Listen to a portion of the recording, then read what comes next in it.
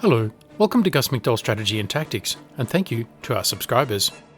In this series, we play through the 16 operations of the German Grand Campaign in Close Combat 3, the Russian Front. Please remember to subscribe, comment, share, and like the video. And if you want to show your support with a donation, the links to PayPal and Patreon are in the description. Following the catastrophe at Kharkiv, the southern Russian forces were woefully short of armoured vehicles and personnel. As the Germans thrust eastward, the Russian army offered little resistance. Unlike the previous summer, there were no great encirclements. Vast territories were gobbled up by the racing panzers, but most of the countryside had been laid waste, and the Russian army eluded the Germans throughout the long hot summer. By autumn, the Germans had cleared the Crimea, recaptured Rostov, and thrust spearheads far into the Caucasus and the outskirts of Stalingrad. Stalingrad was an important industrial centre and a focus of prestige for Stalin himself. Set along the banks of the Volga, it was also the cornerstone of the Volga River line. Held, it would ensure the Germans went no further. In the streets of Stalingrad, both sides focused their energies and resources in a brutal house-to-house, building-to-building struggle. The German advantages in mobility and armoured doctrine were of little use here. Instead, it was a clash of wills and resources. Transfixed by the unprecedented ferocity of the struggle for Stalingrad, the Germans failed to appreciate the precariousness of their position. The thrust towards Stalingrad had stretched the German flanks beyond safety, and Romanian, Italian, and Hungarian troops were used to plug the holes, backed up by a small number of German armoured forces. As Stalingrad absorbed more and more German frontline troops, the Russians secretly massed enormous forces on the exposed Axis flanks. In November, as the city fighting reached a fevered pitch, these forces were unleashed. Within days, the Axis troops were annihilated and the Russian pincers met and isolated the German 6th Army. The Germans immediately began planning a counter-offensive, but with their troops stretched across most of the southern Soviet Union, it was difficult to concentrate sufficient forces. By the time the relief attempt was made, it was too little, too late. The German 6th Army was obliterated in the ruins of Stalingrad. It is day 1 of 8 on Operation 6 of 16. Operational Briefing. German Rattenkrieg, Stalingrad, October 30, 1942. The Bolshevists have one last toehold in the northern part of Stalingrad, the Red Barricades gun factory. Your new command is attached to the 389th Infantry Division. Your objective is to clear the factory, burn or blast the Soviets out room by room if necessary. You'll be allocated the assault teams you need for close quarters fighting. Victory is within sight. Push the enemy into the Volga and the city will be ours. Battle Briefing. Rattenkrieg, Stalingrad, the fight for Stalin's city. The summer's fighting has put you on the outskirts of Stalingrad. Your objective is to drive the enemy from the Bolshevist leader's namesake city and into the Volga River. Your command is attached to the 389th Division. You can assemble an infantry-based force, augmented by armour and heavy support teams. This sector's terrain is not favourable to an armour-based force, so keep any armour in a supporting role. You'll want teams good at close quarters fighting in the maze of buildings running east and west through the middle of the sector. The 4-storey apartment complex in the northern quadrant dominates this sector. If the enemy deploys his force in these buildings, you should be able to pin them down, flank them, and then destroy them in detail. A barrage will coincide with your attack, targeting 3 points near the centre of the sector. You have the stronger force. Prove it by crushing the enemy. We start the operation with the same forces from the last battle. Von McDoll, Command Panzer 4F2, damaged. Group Leader, Commando Behorden, 1941.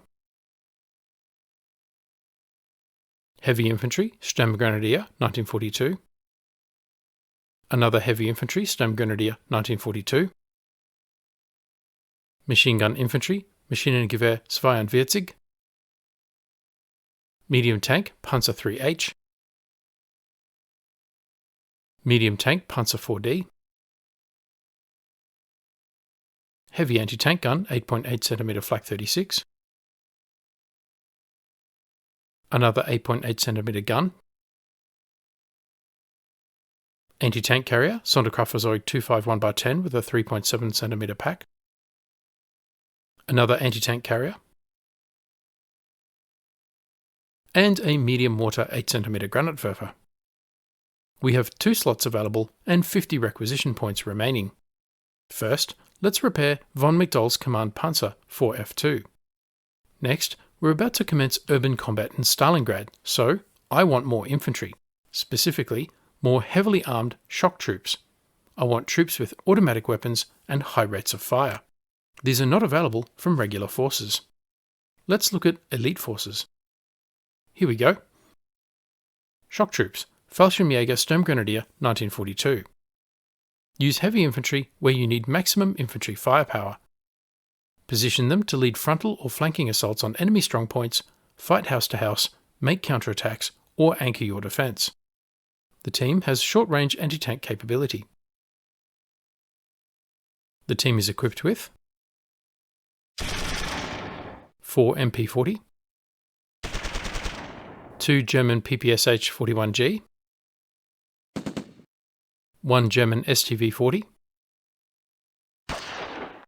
1 Tokarev TT-33 pistol, 2 explosives, 1 assault MG-34, 16 hand grenades, and 8 smoke grenades.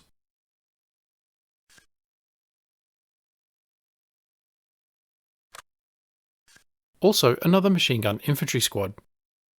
MG Infantry, MG-34, Early War. Position machine gun teams with a clear field of fire.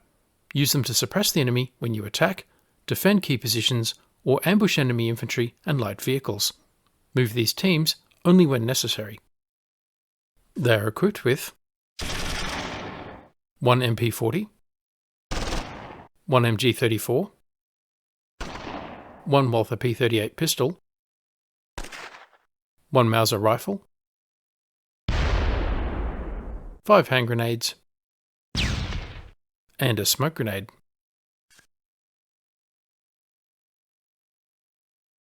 And that is Kampfgruppe McDowell. Let's examine the terrain and develop a plan. The factory workers' settlement of Orlovka on the outskirts of Stalingrad consists of 1- and 2-story buildings clustered around the road from Kalach to Stalingrad, with 4-story apartment buildings to the north. A ravine runs north-south through the town with 4 crossing points. I've divided the area into 6 zones. Number 1, the western edge of town. Held by the Germans, it is a mix of light woods providing concealment and low buildings providing cover and concealment. 2 taller buildings to the southwest along the road to Kalach provide cover, concealment, and good observation over the west of the town. However, infantry must move carefully between buildings in the open. Careless movement invites death from a sniper's bullet. Number 2, the 4-story apartments, including Samenov's apartment to the northwest. Ideal urban defensive terrain, these buildings have everything. Cover from small arms and light artillery, concealment from observation, observation and fields of fire over the surrounding areas to the west, south, and east, and enough space for an entire infantry company to occupy. Number 3, the town centre, including the 4-story stone Orlovka administrative building. There are long lines of sight down the streets. 2-, 3-, and 4-story buildings overlook the area with lots of open space between the buildings. Number 4, the open area to the northeast on the far side of the ravine. The ravine is a minor obstacle to vehicle movement and a natural trench line for infantry. However, the open area provides little tactical advantage. Number 5, the buildings along the road to Stalingrad, including St. Dimitri's Church with its 3-story steeple, ideal for snipers or an observation post. Again, this is a mix of streets with long lines of fire and open areas overlooked by multi-story buildings. Number 6, the open area to the south. Relatively unobstructed, this area would be good for rapid vehicle movement, and there is even a small bridge over the ravine. But infantry in the open would be at grave risk. Key terrain includes the multi-storey buildings overlooking the road from Kalach to Stalingrad. The apartment buildings in the north are decisive terrain, both for their defensive advantage and for the ability to observe and fire on adjacent areas of the town and the road to Stalingrad. Avenues of approach from the west include over the open ground to the south, through the town, or into the apartment buildings. The first course of action is a defence in depth east of the ravine, covering the crossing points. Infantry would occupy the church and two-storey buildings covering the road. And the defensive position would be anchored by tanks, guns, or machine guns firing down the long roads. The advantage of this course of action is that it would give plenty of warning of the German approach, giving away the German axis of attack well before the first shot was fired. Also, the Germans would need to cross open ground in the assault, vulnerable to machine gun and mortar fire. However, the Russians would have traded away some of their best defensive terrain, which could be used as support by fire positions. The second course of action is a forward defence, anchored on the four-storey apartment buildings and Orlovka administrative building. From these buildings, Russian infantry and machine guns would pour fire on any Germans moving along the road or through Orlovka, and ambush German tanks and half-tracks. This option does not make best use of the mobility of Russian tanks. Tanks would essentially be heavily armoured pillboxes. But bypassing this defensive position is not an option, and assaulting it will be extremely difficult. If I were the Russians, this is where I would be. Both German courses of action involve dividing the urban area into chunks and attacking each chunk one at a time. The first German course of action is an infantry advance through the town of Orlovka, Area 3. Once the Orlovka administrative building is captured, the Germans can decide to clear north into Area 2 or east into Area 5. Anti-tank guns and machine guns firing down the main roads would isolate Area 3 from reinforcement from the other areas. The infantry would then cautiously advance building by building, occasionally under smoke and always under covering fire from a squad to the rear. Meanwhile, the tanks and half-tracks would provide a mobile supporting fire line to the south, able to bring a devastating weight of fire on each building in turn. The advantage of this plan is the weight of firepower suppressing the defenders and supporting the infantry advance. The problem with this plan is that even a successful advance into Orlovka would remain under observation and fire from the apartment blocks in Area 2 to the north, and a subsequent attack into Area 2 or Area 5 would expose the German flank to fire from the other area. Because the apartment blocks in Area 2 are the key to the problem, the second course of action involves a direct assault on them. The supporting elements occupy the same positions, with guns and machine guns controlling the roads and isolating Area 2 from reinforcement. The infantry would occupy the small buildings west of the apartment complex, with the tanks and half-tracks providing a support fire line immediately behind them. This plan minimises the time the infantry spend in the open. It also allows a logical, linear progression through the town from Area 2 to 3 to 5. And it maximises firepower in support of the infantry advance. But it still involves a frontal assault on four-storey buildings likely to be occupied by the enemy. Not a prospect I relish. Town and street fighting. When it is necessary to make a direct assault, the Germans concentrate all available heavy weapons, including artillery and air units, on one target. They favour as targets for their massed fire the forward edges of the community, especially detached groups of buildings and isolated houses. Stalingrad? The divisional commander must have read the look of concern on Hauptmann von McDowell's face as he learned of his new mission. "Don't worry," he said reassuringly. "You're an armoured battle group, I know. But we must clear the Red Barricade's gun factory. And the enemy has tanks." I've now moved my troops into position and will execute the plan in real time. Let me know in the comments below what you think of the various courses of action and if you've identified a viable alternative. And don't forget to like the video and subscribe for more great strategy and tactics content.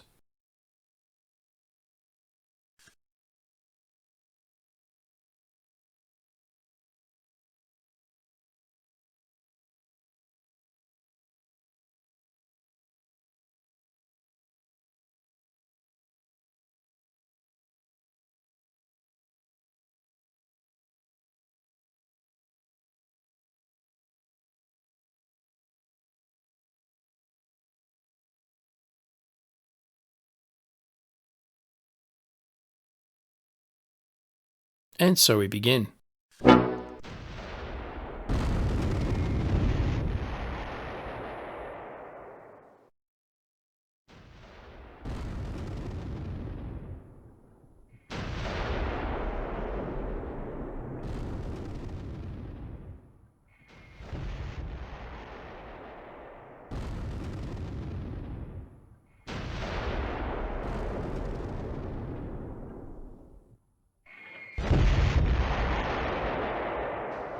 No sign of the Russians.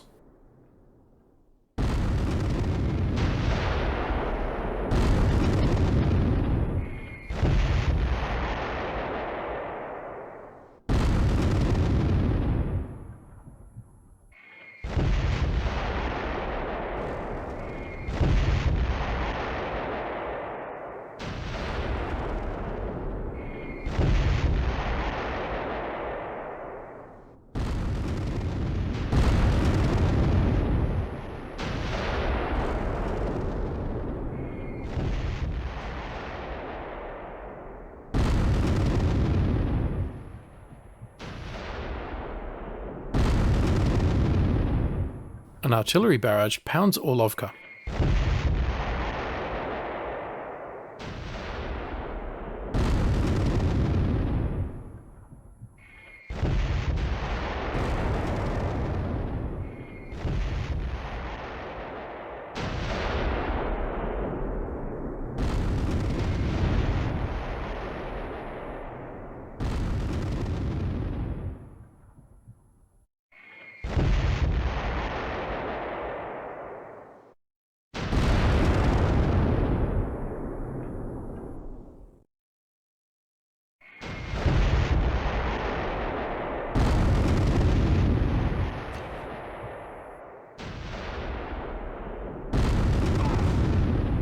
A Russian mortar round hits Olmeyer's gun. Schutzmann is unconscious. Russians in the open.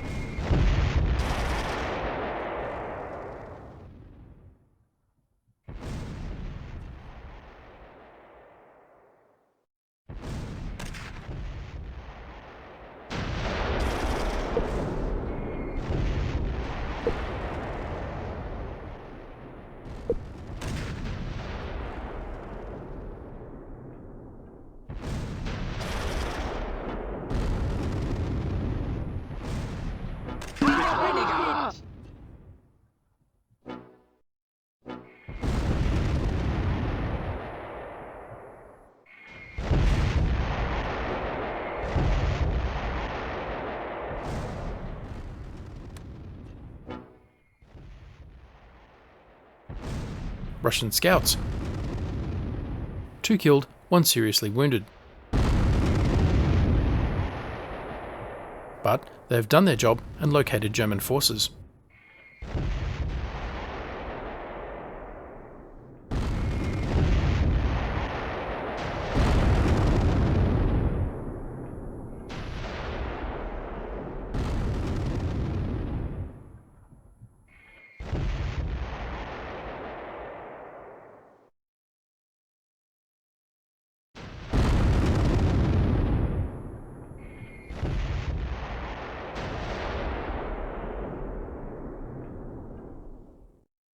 The German barrage ends, apparently without effect.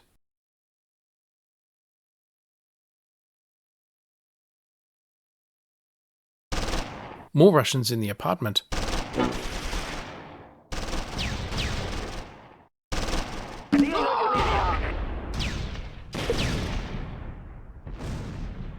The support fire line opens up. The target is no longer a threat. The enemy commander. Loss of command and control should make a Russian defeat easier.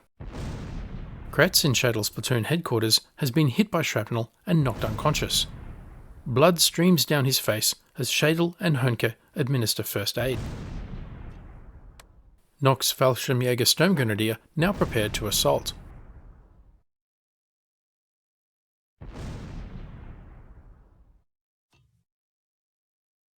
They throw smoke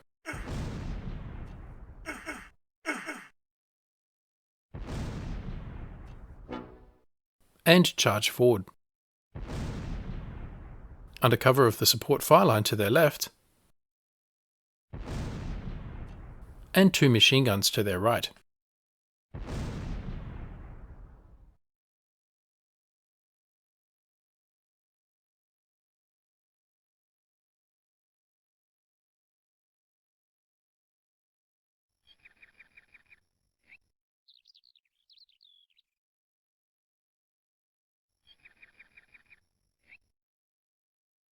Nock's men reach the building without incident. Stellung eingenommen. They take cover and listen for enemy footsteps. Altrich's machine gun squad moves up in support.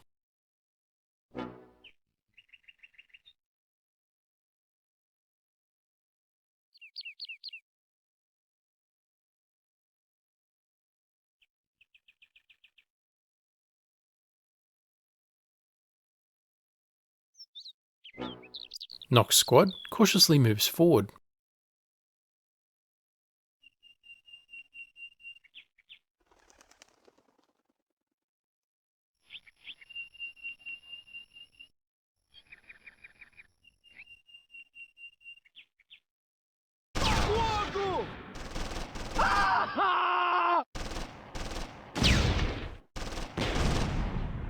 Спасите меня! The support fire line engages Russian infantry in Samenov's apartment building. Concentration of fire in action.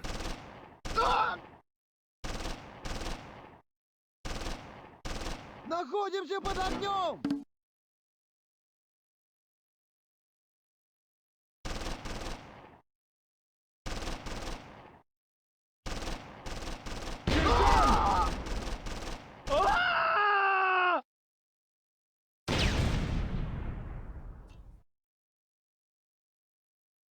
Спасите меня! Russian mortar rounds impact near the half-tracks. Time to move.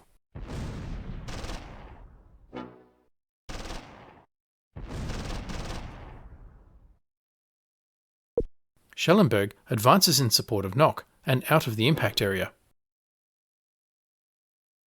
Altrich's machine gun squad reaches the apartment building without incident. Stellung eingenommen.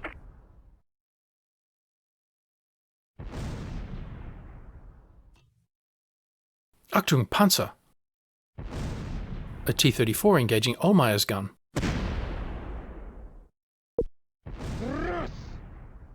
A close-range gunnery duel, 150 meters. Hit and destroyed.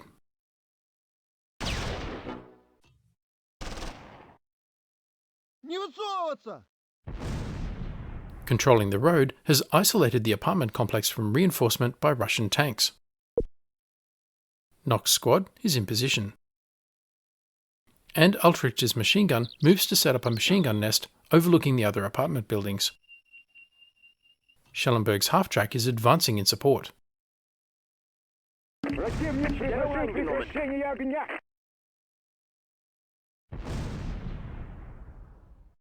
There are still Russian infantry in Samenov's apartment building.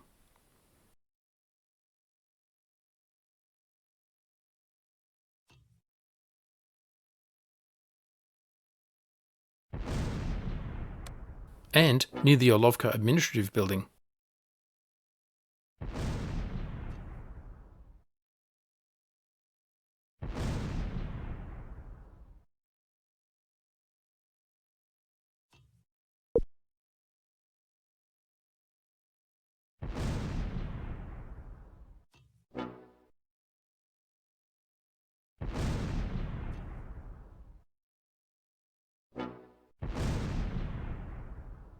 Kleese's squad now moves to get a toehold in Samenov's apartment building. Мы пропали!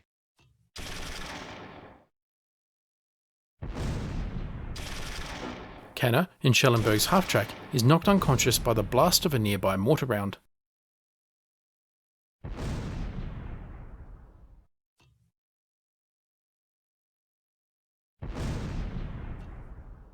Truppe umgruppiert.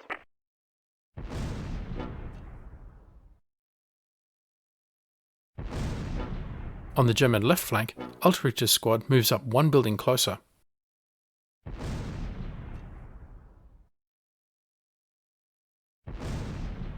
Противник аннулировал свое предложение о мире. Meanwhile, his baby brother, on the machine gun squad, has set up a machine gun nest for the MG-34. Раз! Truppe umgruppiert. Stellung eingenommen. Big Brother's squad goes to ground. Lieutenant Schadel now moves his platoon headquarters forward, ready for the assault.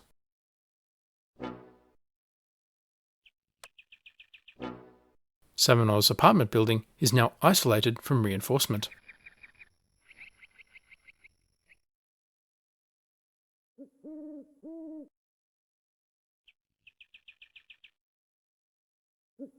Stellungswechsel ausgeführt.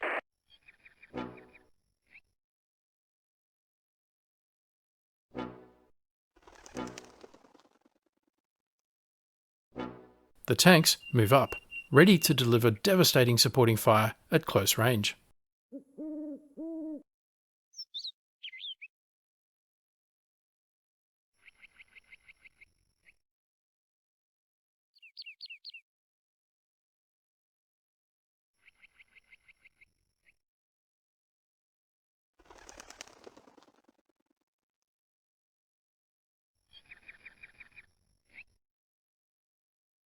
Truppe umgruppiert.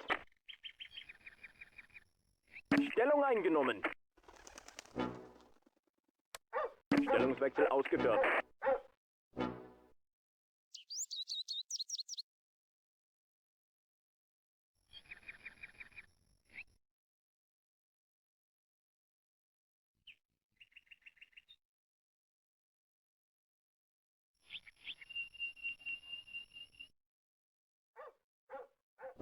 Kleese's squad moves up to the next building as the jumping off point.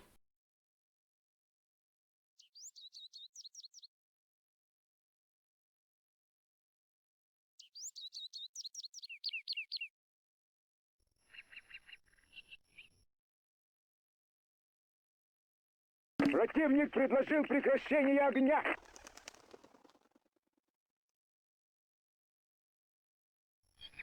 Stellung eingenommen.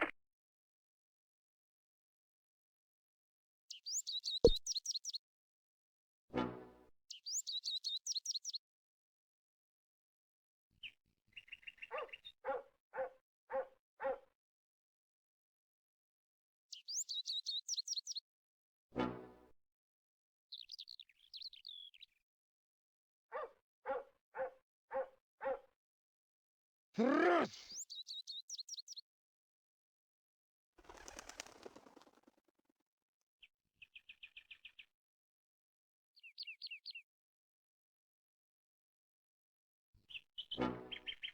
The squad creeps toward the building.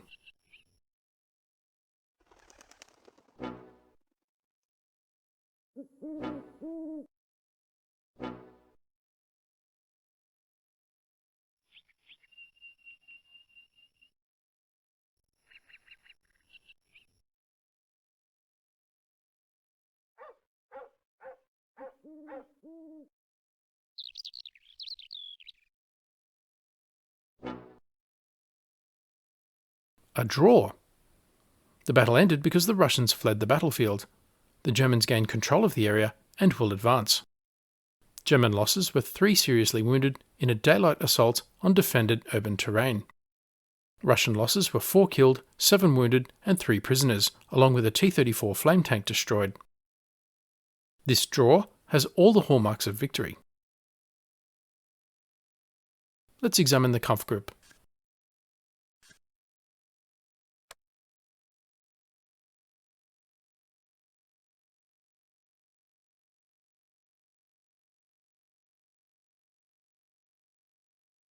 Oberkanonier Hannemann, an Ohlmeyer's 8.8cm gun, is awarded the War Merit Badge for destroying the T-34 tank.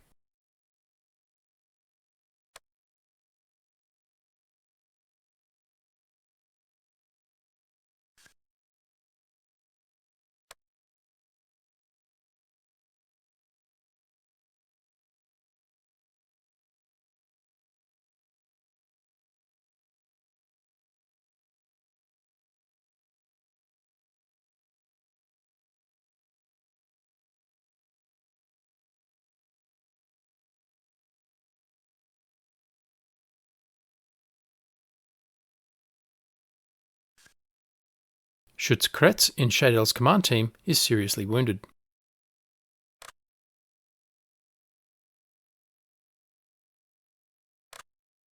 As is Gefreiter Schutzmann in Ohlmeyer's 8.8cm gun. And Panzerschutzkanner in Schellenberg's half-track. All 3 casualties from Russian artillery.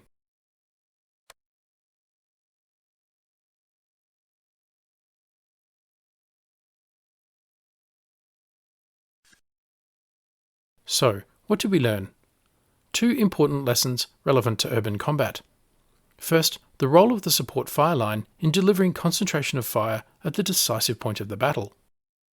The concentrated fire of the tanks and half-tracks accounted for most of the Russian casualties and suppressed the Russian infantry in Samanov's apartment building. When the German infantry started to advance, they met no return fire. Who says tanks have no place in urban warfare? Second, the importance of isolating key objectives before assaulting them. Isolating an objective prevents its reinforcement and also prevents the enemy from withdrawing. This was demonstrated in the destruction of the T-34 tank moving up to support the Russian infantry. It was knocked out by an anti-tank gun using a fire line along the road to isolate the apartment block complex. Also, little brother Altrichter's machine gun nest in the apartment building was just about to give an example of preventing withdrawal when the scenario ended. Let me know what you think in the comments below. Thanks for watching. Don't forget to like, comment, subscribe and donate, and stay tuned for the next episode.